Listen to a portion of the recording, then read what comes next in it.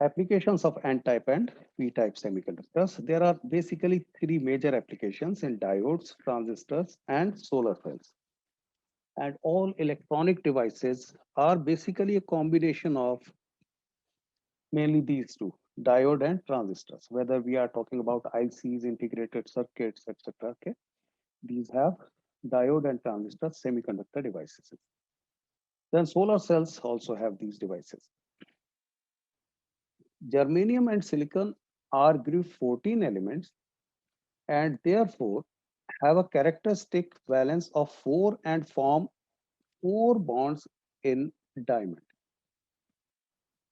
A large variety of solid state materials have been prepared by combination of group 13 and 15. Now try to understand what I am saying. I said that group 14 elements, we had group 14 elements, say silicon, germanium, and we got it doped with group 13 elements or group 15 elements.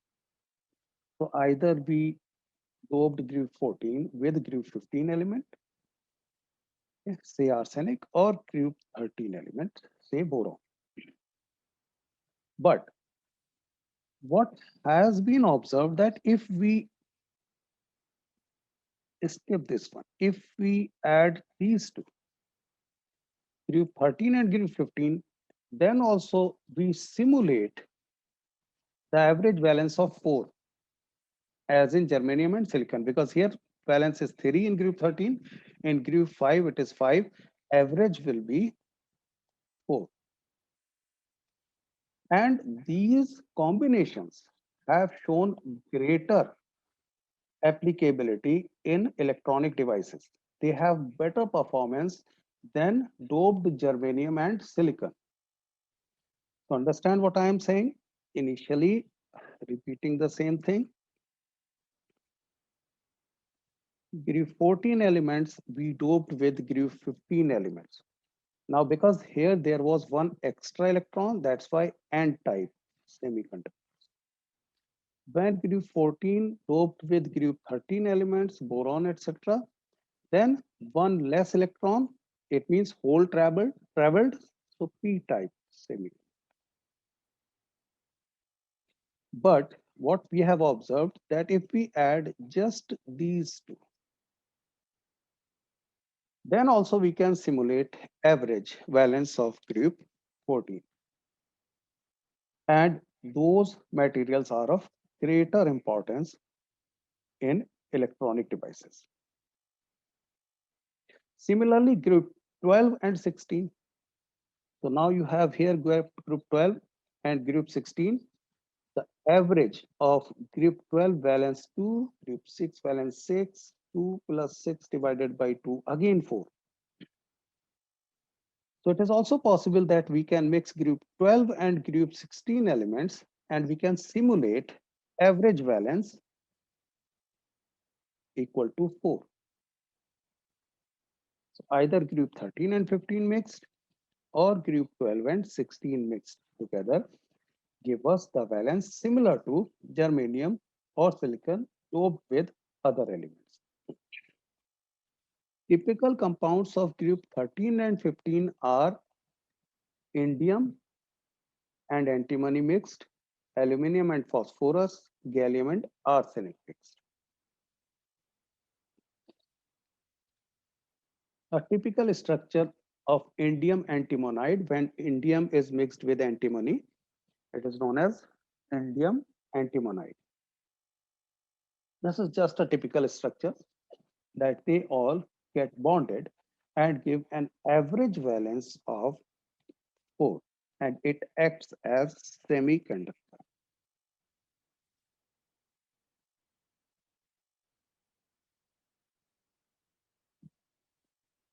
Gallium arsenide, when we mix gallium with arsenic, semiconductors have very fast response and have revolutionized the design of semiconductor devices, transistors, diode, ICs, integrated circuits, etc.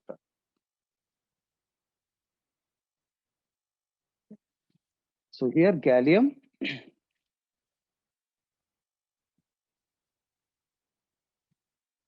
group 13 elements, and group 15,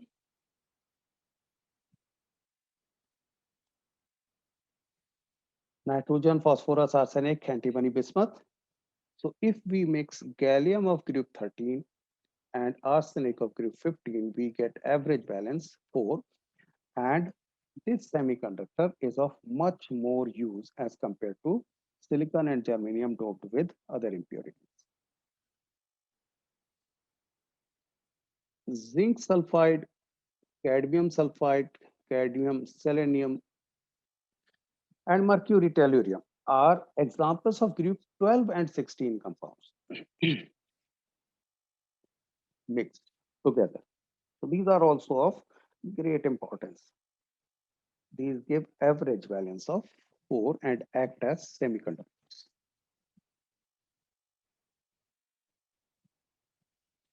In these compounds, the bonds are not perfectly covalent and the ionic character depends on the electronegativities of the two elements. Now the last topic of this chapter, and this topic is not in syllabus of current 12th class, magnetic properties, but it should be in your syllabus. So that's why we need to cover. The origin of magnetic properties is always how the electrons are arranged. Electrons are responsible for magnetic properties of any material. Each electron in an atom behaves like a tiny magnet. Magnetic moment originates from two types of motion, and you know that in one case electron is moving around the nucleus, and in another case it is spinning on its own axis. Both of these result in magnetic properties. So what I'm saying that if electron is orbiting around the nucleus, then also in physics you must have read the laws, okay? The magnetic moment will be in this direction, and due to spin also, spin around its own axis, magnetic moment will be in the direction of movement, depending on whether the spin is clockwise or anti-clockwise. So depending on whether the electron is spinning clockwise or anti-clockwise, even if the direction in both case is like this, the dipole moment might be in different directions. Okay, the reason is the direction of spin decides the magnetic moment, direction of magnetic moment, not the direction of movement. Direction of spin decides magnetic moment. So these two factors are responsible for magnetic properties of materials.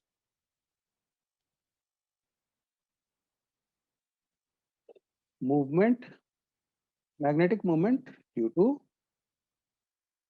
revolving, rotating around the nucleus and on its own axis. On the basis of their magnetic properties, substances can be classified into 5 categories. Those 5 categories, two you already know, we have talked about in chemical bonding, molecular orbital theory, paramagnetic and diamagnetic. And these are exactly the same properties we talked there, that unpaired electrons, paramagnetic, no unpaired electrons, diamagnetic. Apart from these two, we have ferromagnetic, antiferromagnetic, and ferrimagnetic, depending on the direction of dipole moment of the electrons.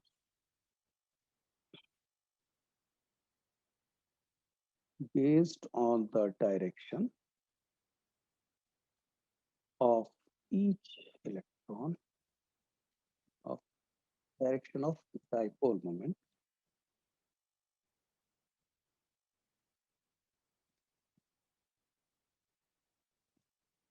of each electron. Paramagnetic, as I said, one or more unpaired electrons. O2, Cu2 plus, Fe3 plus, Cr3 plus. These are the examples. When you write the Aufbau principle, the electronic configuration, you will see that there are unpaired electrons. So that's why these are paramagnetic. They lose their magnetism in absence of magnetic field. O2, for example, and you know this electronic configuration from molecular orbital theory. For oxygen, this is the configuration. And we have unpaired electrons. That's why it is paramagnetic. Paramagnetic substances are weakly attracted by a magnetic field. They themselves are not magnets, okay? They are attracted by magnetic field. They are magnetized in magnetic field in the same direction. Okay? So they are magnetized in presence of magnetic field in the same direction. Then diamagnetism. No unpaired electrons or all electrons are paired. So pairing of electrons cancels their magnetic moments and they lose their magnetic character. So why diamagnetic elements or compounds are not magnetic? The reason is the magnetic moments are cancelled out due to pairing. Diamagnetic substances are weakly repelled by a magnetic field.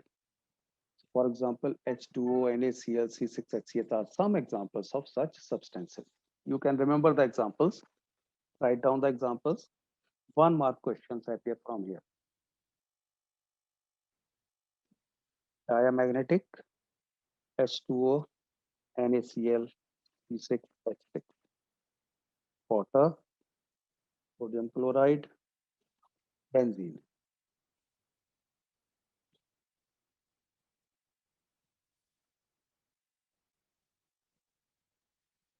They are again weakly magnetized in a magnetic field in opposite direction. So not in the same direction. This word is important.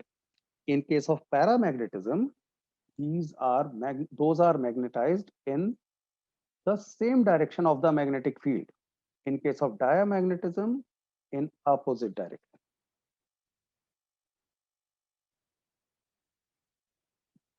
Ferromagnetism. You already knew something about paramagnetism and diamagnetism. Ferromagnetism, when placed in a magnetic field in solid state, the metal ions of ferromagnetic substances like iron, cobalt, nickel, gadolinium, and CrO2 are grouped together into small regions called domains. You can understand that with diagram. Okay? These domains get oriented in direction of the magnetic field. In direction. So questions appear from here. In ferromagnetism also in direction, oriented in direction of the magnetic field. Thus each domain acts as a tiny magnet. So these are called domains. Basically, these are the dipole moments. And these all are in same direction. These are all in same direction.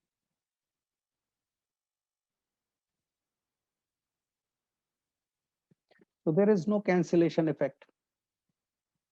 This ordering of domains persists even when the magnetic field is removed and the ferromagnetic substances become a permanent magnet. So that's why you see iron, cobalt, nickel, etc. are used for making magnets. Because even if you remove the magnetism or magnetic field, they will remain magnet.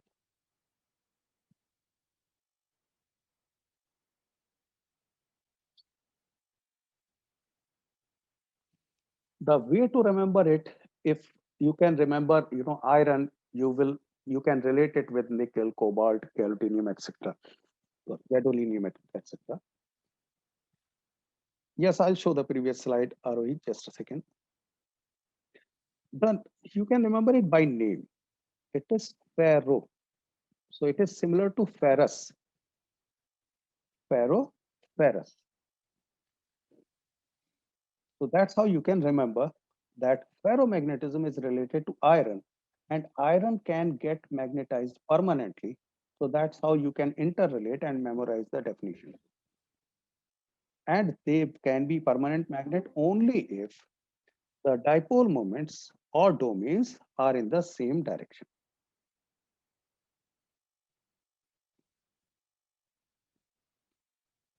So because these are all are oriented in the direction of the magnetic field, it means all are in the same direction because all domains are in the direction of magnetic field and each domain acts as a tiny magnet. Examples: gadolinium, CrO2, cobalt, nickel, iron.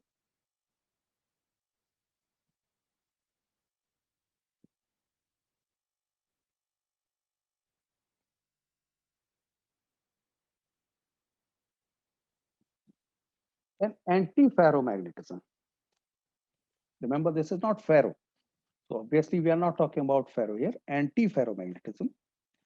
Substances like manganese oxide showing antiferromagnetism have domain structures similar to ferromagnetic substances, but their domains are oppositely oriented and cancel out each other's magnetic moment. So if one is upward, other one is downward, upward, downward, upward, downward. So equal numbers are in opposite directions.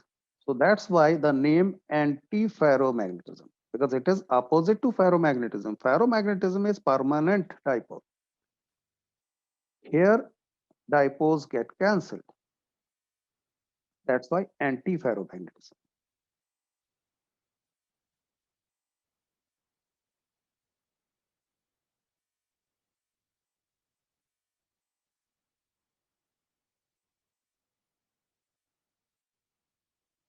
And remember, it is due to every electron. So every electron has a dipole moment. So these are actually the dipole moments of electrons, which are called domains. Next, ferrimagnetism. So this is somewhere between ferromagnetism and antiferromagnetism. Ferromagnetism permanent, antiferromagnetism zero. Ferrimagnetism is somewhere in between these two. Okay? And why in between? Because unequal number of dipole moments are in opposite direction, not exactly equal. So ferrimagnetism, remember here it is now I, ferri. Ferrimagnetism is observed when the magnetic moments of the domains in the substance are aligned in parallel and anti-parallel directions in unequal numbers. Means two are upward, one is downward. Two are upwards, one downward. Unequal. So there will be resultant dipole moment, which will be responsible for magnetic characteristics.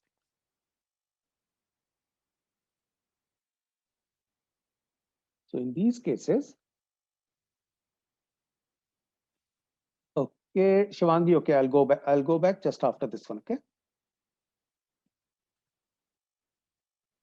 So in antiferromagnetism, if you see here in antiferromagnetism, all dipoles are cancelled. One up, one down, one up, down.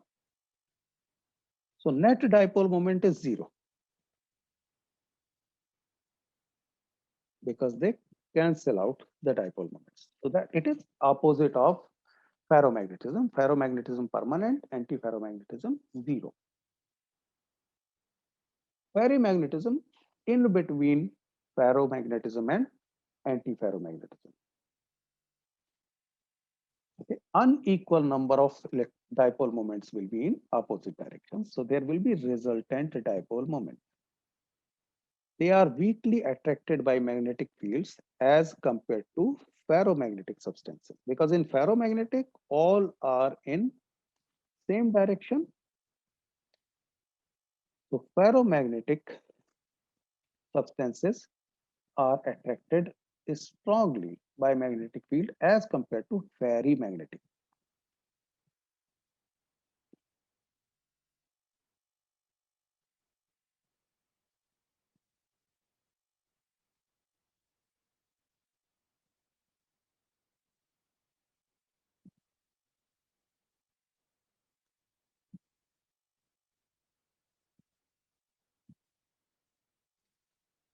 So ferromagnetic are attracted this direction, attraction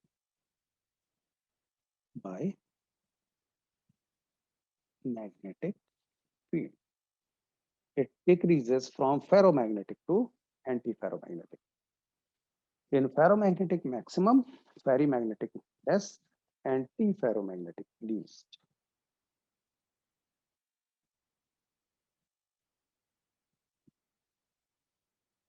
Antiferromagnetic are not attracted at all. Okay? So that's how if the question is asked, this is the order you will mention or write. Okay? You might be asked to write the increasing order, decreasing order. This is decreasing order, what I have written.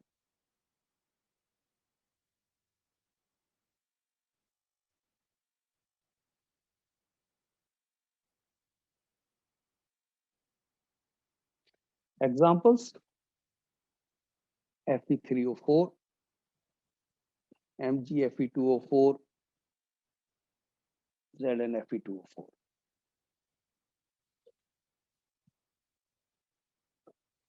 Sometimes examples are asked with definition. So make sure that you remember the examples.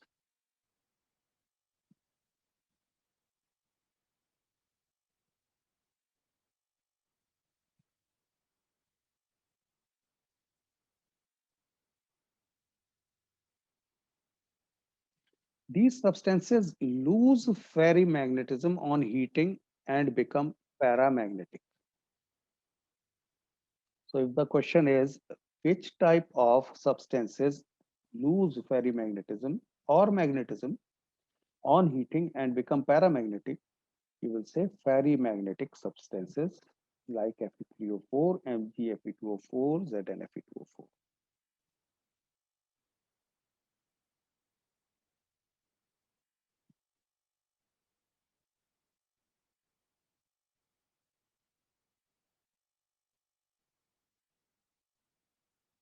So that completes the chapter. You have to revise. If you don't revise, there will be problem. Now, few questions.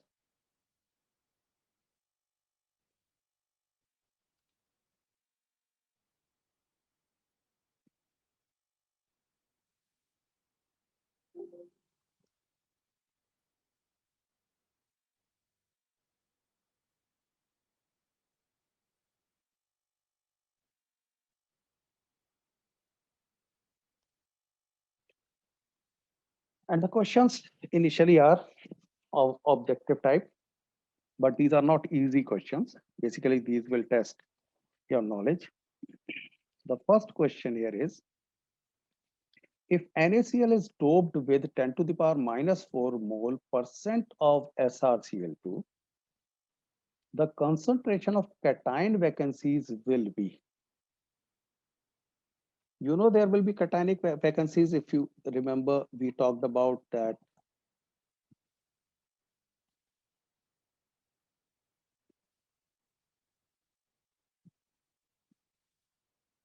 2 Na plus can go out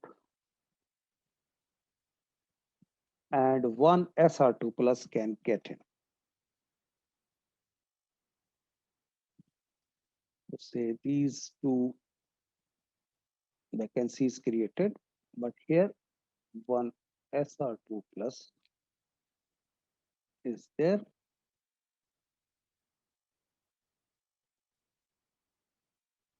So the question is the concentration of cationic vacancies will be, means how many vacancies will be there per mole. And it is doped with 10 to the power minus 4 moles of SrCl2.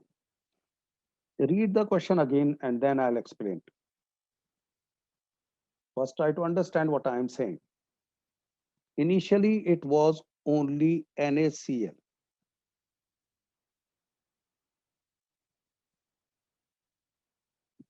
Okay. Then we doped it, vacancies were created obviously, and we doped it with Sr2 plus. The concentration of Sr2 plus is 10 to the power minus 4 mole percent of SrCl2, means Sr2 plus.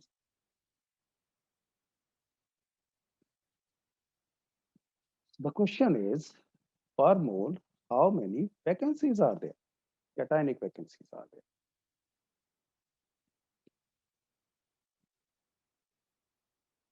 Okay, Preeta, good. So if you have understood the question, the answer is B, which Preeta has given, okay. One cation of Sr2 plus would create one cationic vacancies in NaCl. So you saw that for one Sr2 plus, there was one cationic vacancy. Na plus was absent there. Therefore, the number of cation vacancies created in the lattice of NaCl is equal to the number of divalent Sr2 plus ions added. So whatever ions we have added, those many cationic vacancies will be there. So number of moles of cationic vacancies, it is given in percent, 10 to the power minus 4%. It means in reality, it will be 10 to the power minus 6 moles. We need to convert fraction, sorry, percentage into fraction. So when we convert percentage into fraction, we divide by 100. We divided by 100. So we got 10 to the power minus 6 mole. So number of cationic vacancies will be 10 to the power minus 6 multiplied by 6.02 into 10 power 23. Remember that was for these many SrCl2 only. When we calculate per mole, we have to multiply by Avogadro number. So when you simplify this, you will get 6.02 into 10 power minus 17. Go through the solution again. Try to understand each step. First, try to understand the question. And this is the portion where many students are confused what it means. It means that initially the NaCl is pure, then 10 to the power 4 mole percent SrCl2 is added. 10 to the power minus 4 mole percent means actually 10 to the power minus 6 moles added.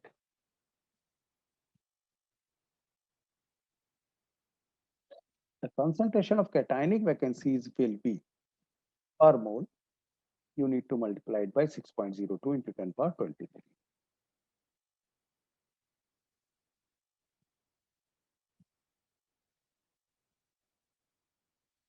Next.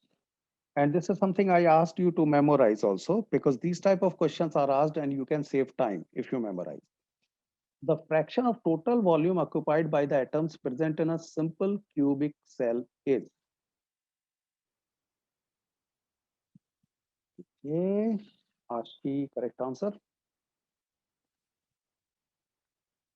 No, correct answer. Mehak, correct answer. Yastika, correct answer. Wahani, correct answer. Good. If you memorize, that's fine. Otherwise, you will waste time in calculation. Okay. So it is 5 by 6. D is correct answer. Okay. Shivandi, okay. And you can calculate if you want. Packing efficiency is actually the volume of one sphere. In case of simple cube, it will be contribution from all the 8 corners, which is one atom. So volume of one atom, one sphere, divided by volume of cubic unit cell. And in that case, you remember we calculated A was 2r or r equals to a by 2, and we got volume of one sphere divided by volume of unit cell cube. When we solve it, we get pi by 6. So you need to be basically you need to be knowing this value. Remember it, memorize it. In such questions, I don't want you to waste time. Simple cubic, it is pi by 6. And you know that it is, 52.4%. And pi by 6, that is 3.14 divided by 6 into 100, will actually give you close to 52.4. 314 divided by 6. Okay. So if you remember this thing, then also you can convert which one is corresponding to 52.4% or 0.524. Next, if A stands for the edge length of the cubic system, simple cubic, body centered cubic, and face centered cubic, then the ratio of the radii of the spheres in these systems will be respectively. A stands for the edge length. And you know the ratio. So this question actually tests your knowledge whether you remember the relationship between radius and edge length in all these cases. Simple cubic, body centered cubic, face centered cubic. If you remember, the answer will be very easy.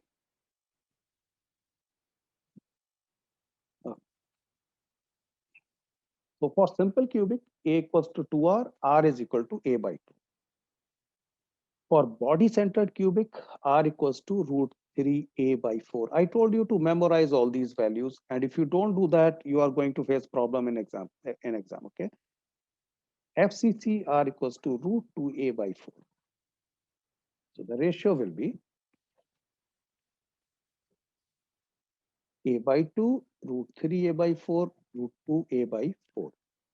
Remember, it is in the order of simple cubic, PCC, FCC. Okay. So that's why a by 2 root 3a by 4 root 2a by 4. When you simplify, you get 1 by 2 is to root 3 by 4 is to 1 by 2 root, which is A.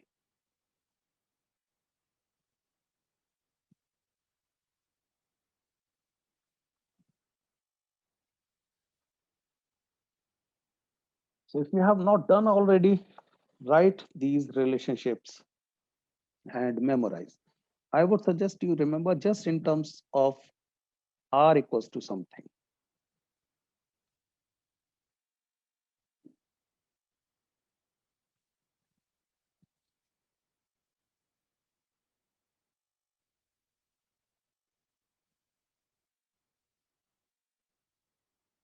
R equals to something.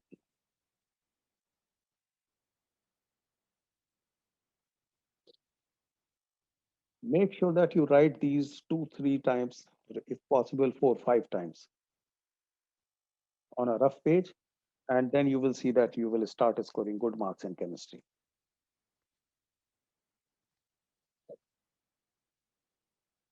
Wherever you see reaction, write 3, 4 times at least. Wherever you see formula, write 3, 4 times.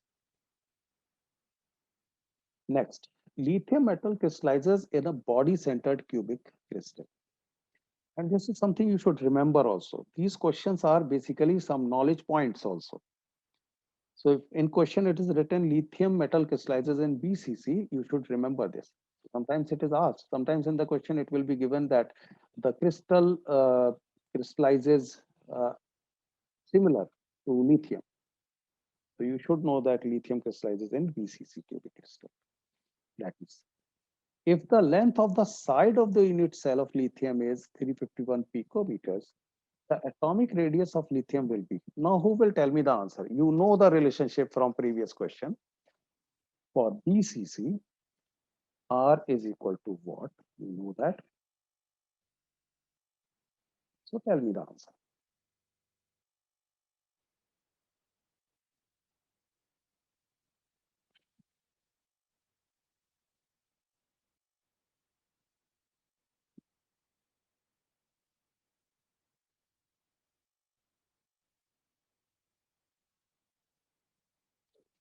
Okay.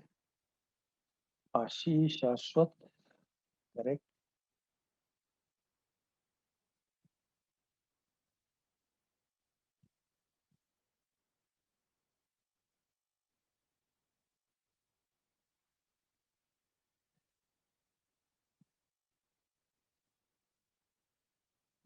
Rita Sohani. Okay, correct. Good. Tuhina, correct. So you know the relationship for BCC R is equal to root 3a by 4. We just did it in the previous question. Substitute the values, get the answer.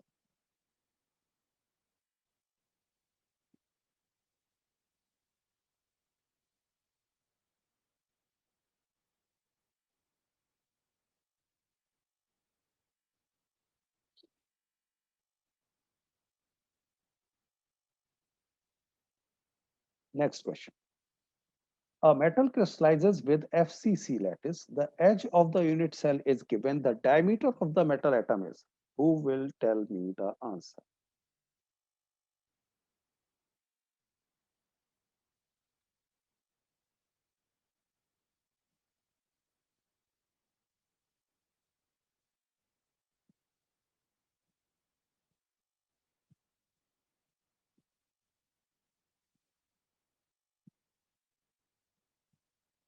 A.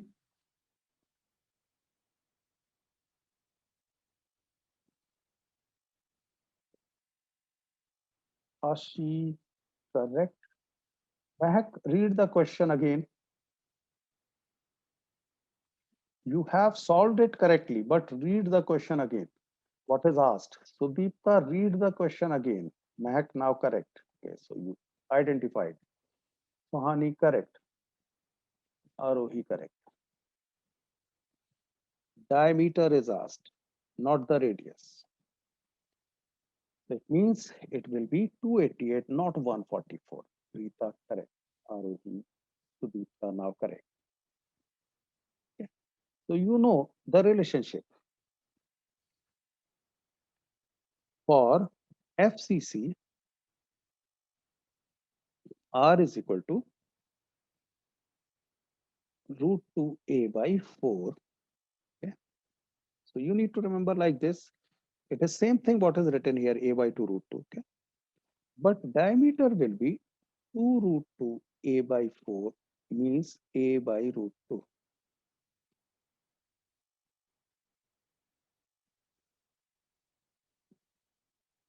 408 divided by 1.4. Whatever you get, that will be the answer. It will be 288 diameter.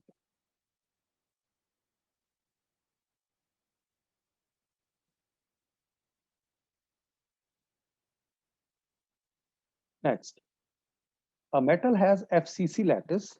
The edge length of unit cell is 404 picometer. The density of the metal is given. Remember, it is centimeter cube here. The molar mass of the metal is. Remember, in this formula, A will be in centimeters. So you will have to convert 404 into centimeters. So multiply that with 10 to the power minus 10. From picometer to centimeter, it will be 10 to the power minus 10.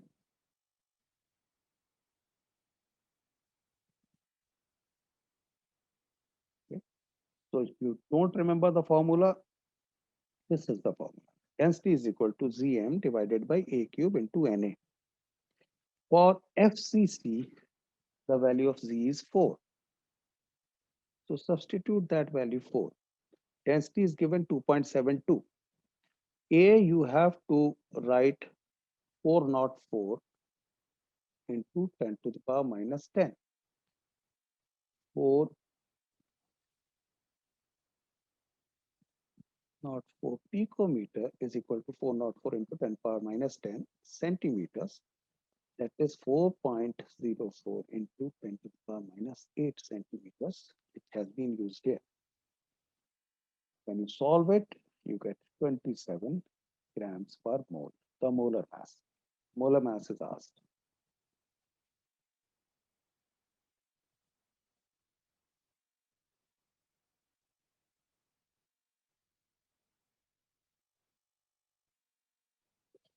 Manish, yes, correct.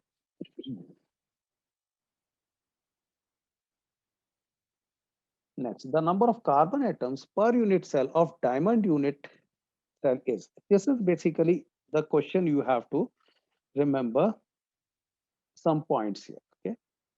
Uh, okay. Let me first explain. Mehak. Diamond is very dense element. Okay. Very dense substance. So density is very high. Remember. Okay. Why the density is very high? Because in diamond, the carbon is 8 carbons are on the corners, 6 are on faces, and 4 are in tetrahedral sides. And this is something you have to remember, the structure of diamond, which is similar to zinc blende. So diamond and zinc blende have same structure.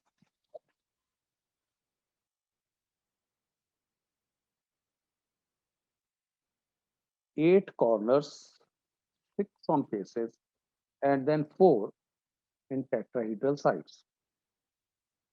So this one is actually FCC. 8 corners and 6 faces, face-centered cubic.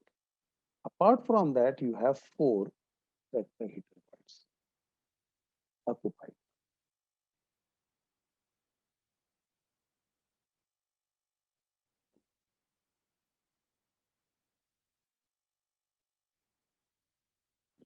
So contribution from corner, 1.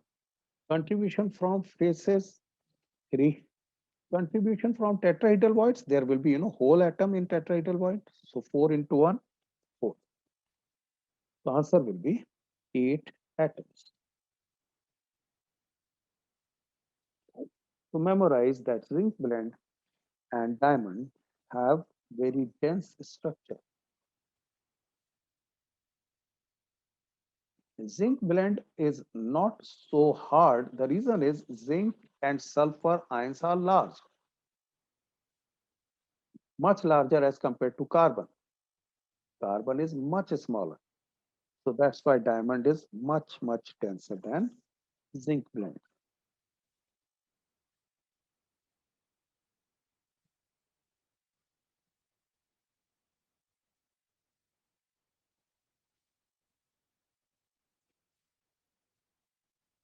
Memorize all these points. Next, if A is the length of the side of a cube, the distance between the body centered atom and one corner atom. Read the question carefully. Distance is asked between body centered atom and one corner atom in the cube will be. It is body centered lattice, it means. Okay.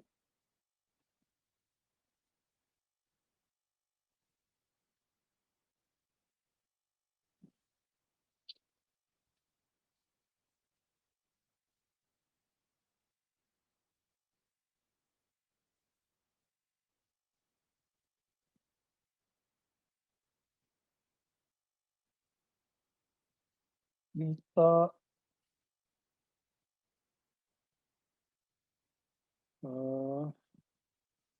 no,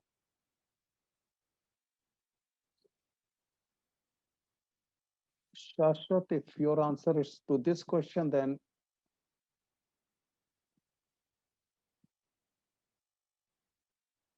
no. Ashi Yastika Armina, correct?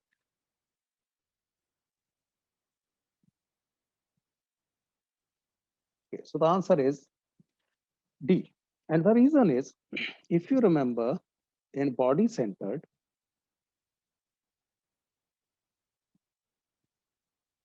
if this is the body and this is the corner one, this is the center. So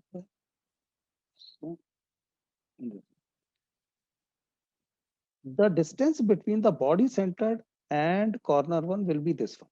It means it will be half of the body diagonal,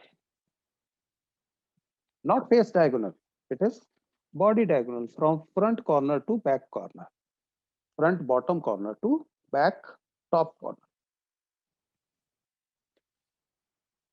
So Hina Vanna correct. And you know that, uh, the body diagonal can be calculated by this and this. This is 90 degree. And face diagonal, if this is A, Pythagoras theorem, face diagonal will be root 2A. And this side is A. Again, Pythagoras theorem between root 2A and A will give you body diagonal, which will come out to be root 3A. Now, if body diagonal is root 3A, say body diagonal AD is root 3A, half of it, distance between body centered atom and corner atom will be half of it, root 3A by 2B. Is that clear or not? First, you should understand that how we calculated, when we calculated the percentage packing efficiency, we got the length of body diagonal, which was root 3A. First, you should understand that. In this case, half of that has been asked.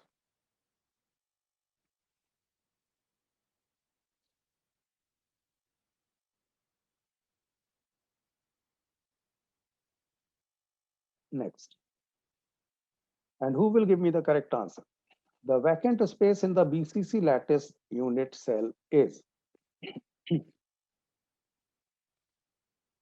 Ashi, think again.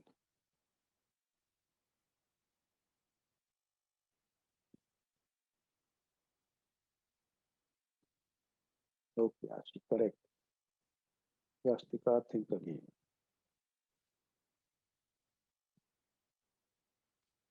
Yes, Ashi.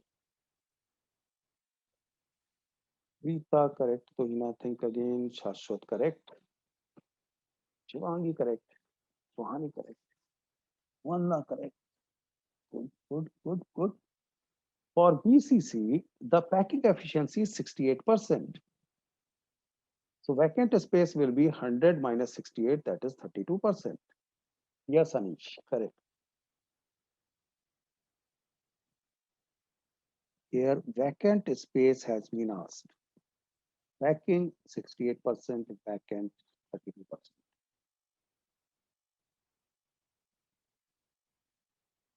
Next, and we have discussed about it in detail in previous class.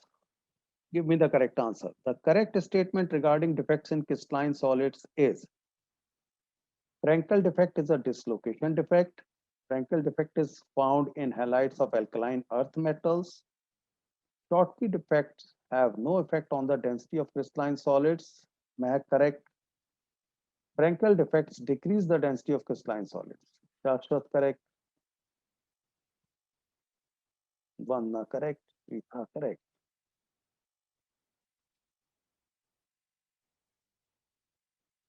Sohani correct. Yastika think again. Sudipta correct. Shivangi correct. Tuhina correct. When we talked about Frankel defect, it was actually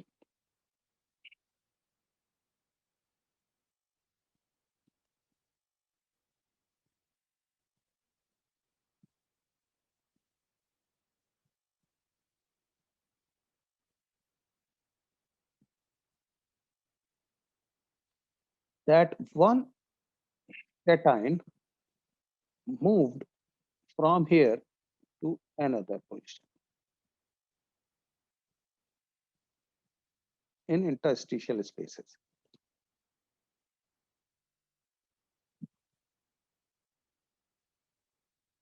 So it is this location defect. It moved from one place to another place. The Frankel defect is this location defect. Hence, A is correct. And these are the examples you need to remember. Now tell me, out of these examples, which one shows Schottky defect also? Ashi correct. Shashwat correct. Mehak, check your spelling. Tuhina correct, Shivangi correct, Mehak yes correct. Rita, by A, what do you mean by A?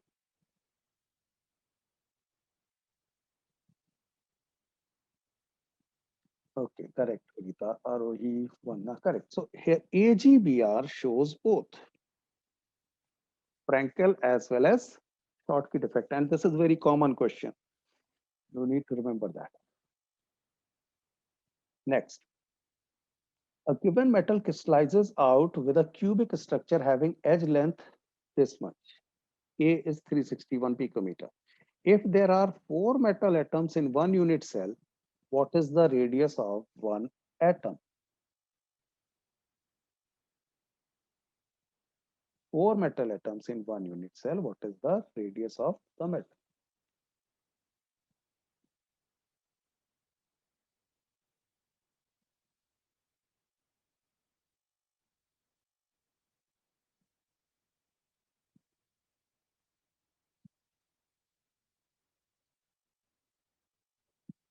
Okay, Mehak, how did you get the answer? Tell me, those who are giving me the answer, just tell me what is the hint you got from the question. Mehak, Rita, okay, good. She, yes, correct. Rita, yes, that is the hint. Good.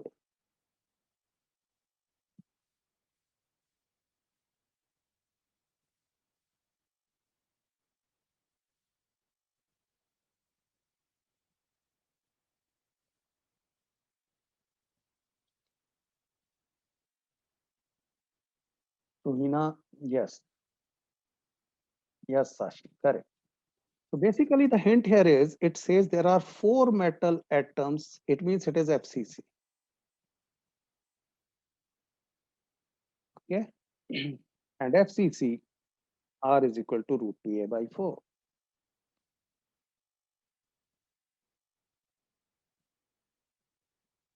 Yes, Sohani, correct.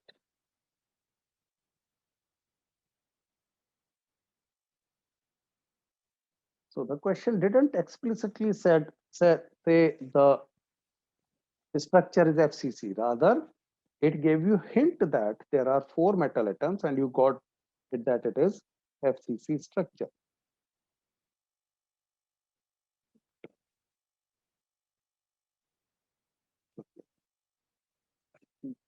Something wrong. Anyway, the ionic radii of A plus and B minus ions are 0.98 into 10 power minus 10 meter and 1.81 into 10 power minus 10 meter. The coordination number of each ion in AB is. Now, this type of question is slightly tricky. Coordination number will be obtained by the value of R plus by R minus. Okay. Coordination number in such cases is obtained by the value, but this is not the coordination number. Remember, in certain ranges, you will say that if the ratio of cationic radius and anionic radius is between this range, then coordination number is this. If this and this. So for that, you need to remember this. Well, I think the values are not here. Okay. Anyway, I'm writing it. So if it is 0.155 to 0.225, then coordination number is 3. If it is from 0.225 to 0.414, and remember this is the tetrahedral void up to tetrahedral void, this is octahedral void radius, okay? Then coordination number is 4. If it is 0.414 to 0.732, then coordination number 6. If the ratio is 0.732 to 1, then coordination number is 8. And these are specifically important for competitive examinations and objective type questions in CBSE. Specifically this one, specifically this range, because this range has been mentioned specifically in NCERT. 0.225, 0.414. So write down these ranges, and on that basis, you will identify the coordination number. This is coordination number. This is cationic to anionic.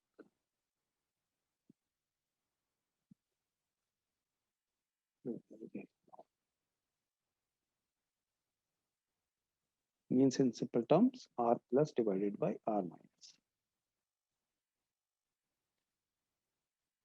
So here, if you see, it is 0.54. Okay, and 0.54 lies in this range. It means coordination number is 6. So if you remember these ranges, you will be able to answer the question. As it is between 0.414 and 0.732, coordination number is 6.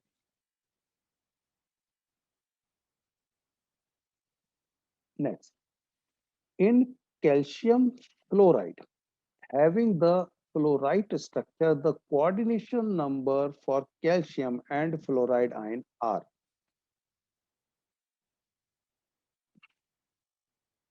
Now again, some knowledge is required for this one. Okay, CaF2 is also known as calcium fluoride or fluorospar. Its common name is fluorospar, and sometimes it is mentioned as fluorospar only. Okay. Now, this question is actually here you need to remember, and in next class when we do the questions, I'll tell you that how the values are obtained for these things. Next, which one is incorrect statement? Density decreases in case of crystals with Schottky defect. NaCl is insulator, silicon is semiconductor, silver is conductor, quartz is piezoelectric crystal. Remember, you have to obtain incorrect one. Frankel defect is favored in those ionic compounds in which sizes of cations and anions are almost equal. FeO 0.98 has non-stoichiometric metal deficiency defect.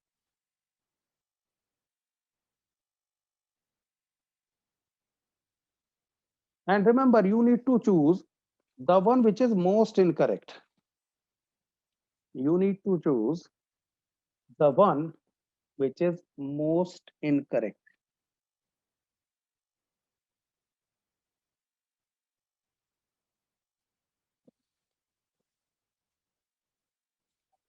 So there might be cases where, and specifically in JEE and NEET, if you are planning to appear, that the options might be incorrect. Two options might be incorrect, and those questions where you have to select only one correct.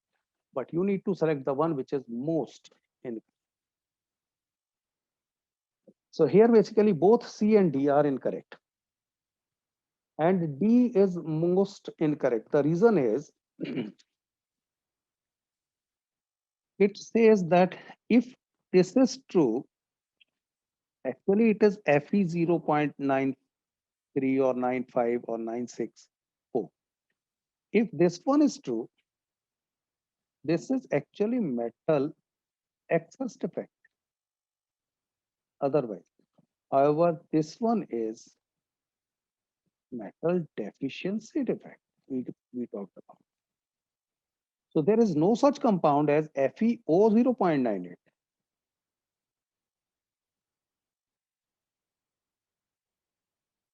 Okay, so there can be more than one answers, but you need to select the most correct. If this question appears in multiple correct answers, then it's fine. You will take both C and D. But if this question appears as single option correct, you will take D. Why not C? Can anyone tell me why not C in that case?